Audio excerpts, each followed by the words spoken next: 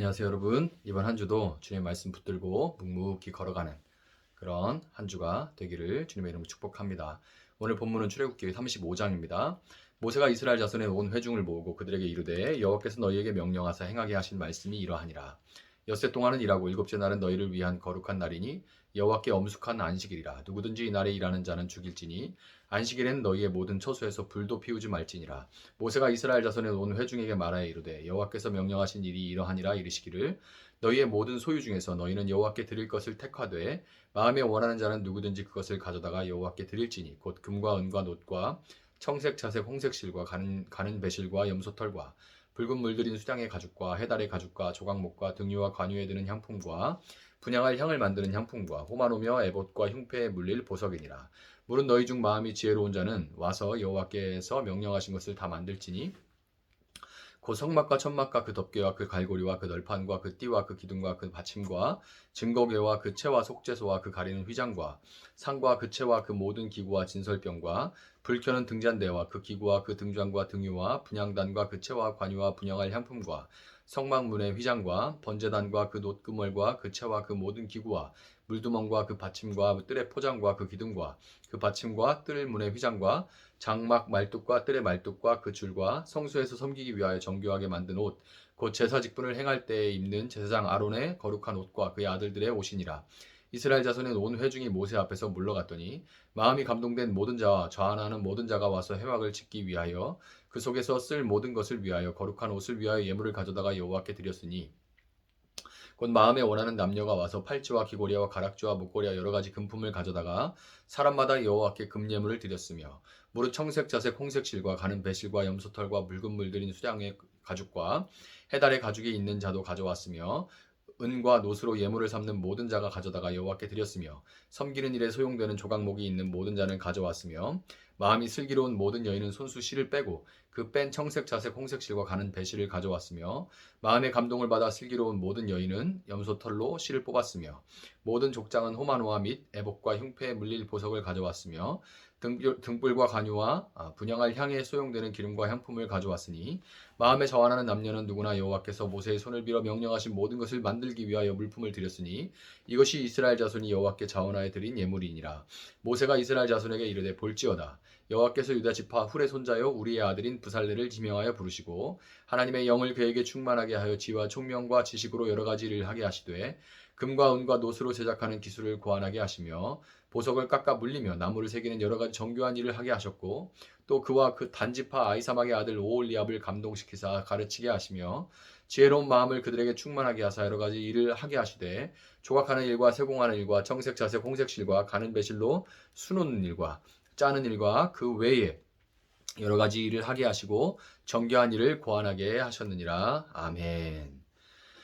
자, 시내산 위에서 모세에게 보여주시고 말씀하신 성소의 모양과 그것을 위해 필요한 것들에 대한 기록이 출애굽기 25장부터 31장까지의 기록이라면 오늘 본문 이제 35장부터는 실제적으로 하나님의 그 말씀에 따라서 성소를 지어 나가는 그 이야기들이 이제 기록이 됩니다. 이제 이 35장부터 마지막 장까지, 마지막 장에는 또 봉헌식이고요. 이렇게 진행이 되는 이야기들이 기록이 됩니다.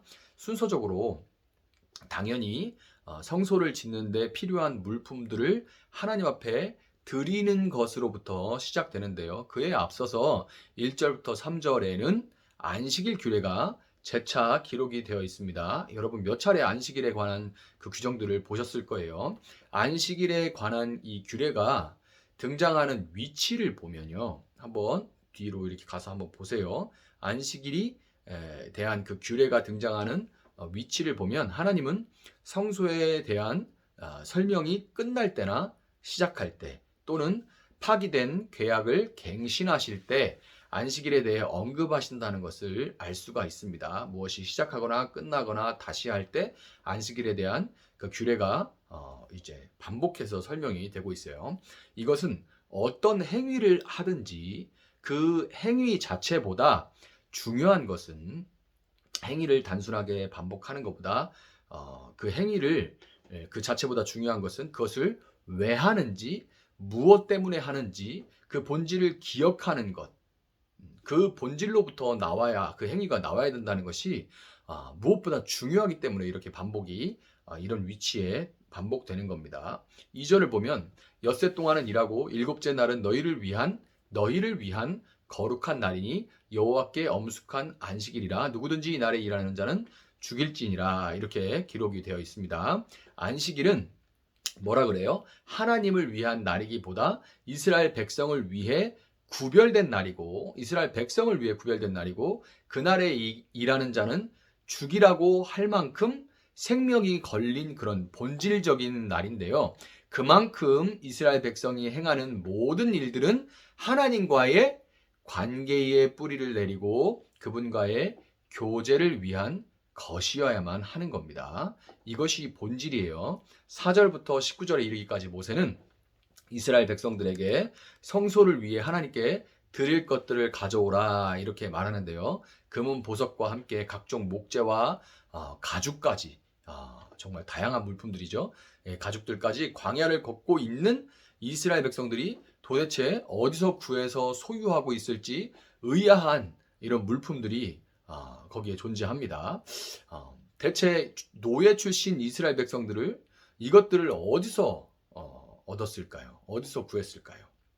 바로 이집트에서 나올 때 이집트 사람들에게 구하여 얻은 것들입니다. 그것을 지금까지 가져오고 있는 거예요. 하나님은 그들을 구원해서 이집트 신들의 수종을 드는 노예에서 하나님의 백성으로 그 신분을 바꿔 주셨을 뿐만 아니라 그것만으로도 감지덕지한데 하나님은 광야를 걸으며 필요한 모든 것들과 하나님을 섬기고 교제하는 데 필요한 모든 것들을 미리 아시고 공급해 주셨던 겁니다.